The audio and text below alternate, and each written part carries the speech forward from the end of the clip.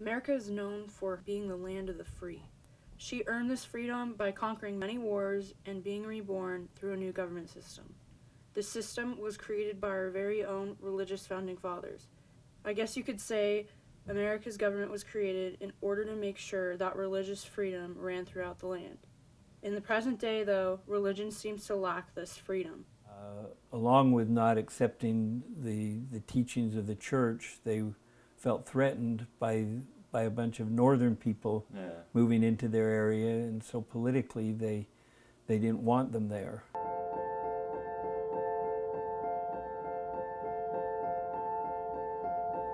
My name is Dave Stewart.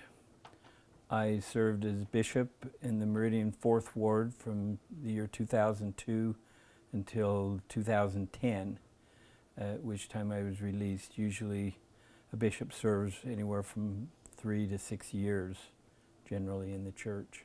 Mormons have had to deal with many hardships due to their religion. This started all the way back in the 1840s. The church was founded in the state of New York by Joseph Smith, who we accept as a prophet, and because of some of his claims, he was persecuted, and he was forced to leave New York, and they settled in Ohio, in the city of Kirtland. Then they settled in Illinois, in a town called Commerce. They were there for about 6 or 7 years. Again, persecution started up.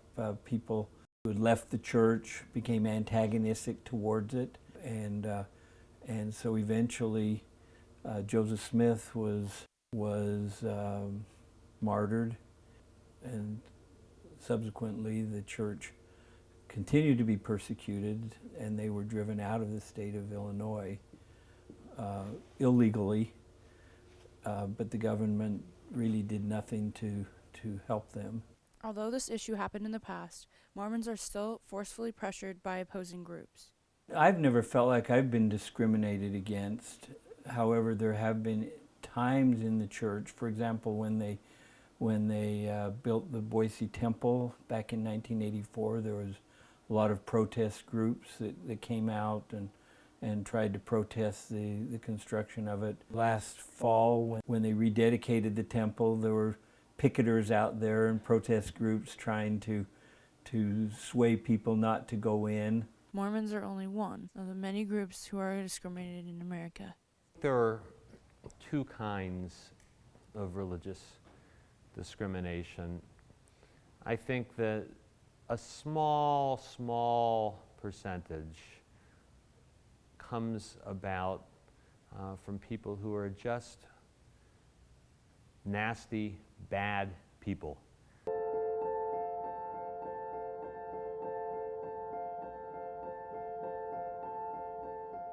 My name is Dan Fink. I am a rabbi, which means I am the leader of the Jewish community, Congregation Ahavath Beth Israel in Boise, Idaho. Religious discrimination that I experience is really a matter of ignorance rather than maliciousness. And I really try to distinguish between those two things. If someone's really wants to hate, then you can't really educate them out of it. But I think most people are good and decent people, and sometimes they discriminate because they just don't know any better. The U.S. Constitution has been protecting citizens' religious freedom for over 200 years. Yes, I think unequivocally, if you look at the experience of Jews living anywhere else in the world at any other period of time, over 4,000 years, I think Jews living in the United States over the last 200 years have been afforded largely because of our Constitution's protections. In some extreme instances, such as the persecution of the Jews throughout history, will warp the perspective of the religious followers. You know, for me, religious freedom means they're not killing me, you know, or expelling me. So, you know, it's a place to work, but, you know, it's a pretty small potatoes in the grand scheme of Jewish history. Out of all these religions, there is one particular group in America that receives the most discrimination of all. If people start to see you and they talk to you and they get to know you, who you are and what you stand for, nobody is going to be bothering you or giving you a hard time or anything.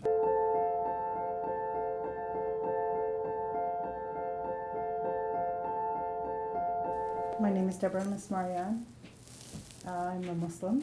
I have been for 34 years, and I'm on the board of directors for the Imam Al-Mahdi Islamic Center. My name is Asghar Mismarian, and my position here is a treasurer of the Imam Al-Mahdi Islamic Center. Religious discrimination anywhere in the world, I think, is just ignorance. I believe that religion is something that makes people better.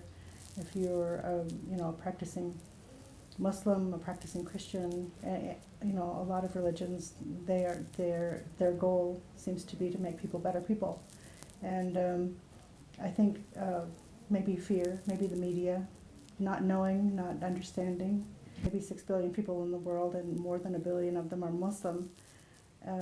The math really stands against you. You can't say that every Muslim is a terrorist. Religious freedom protects people from discrimination by the government, not from other individuals. Freedom of religion is guaranteed in both constitutions, but then it's also, there's brackets on it that you're not required.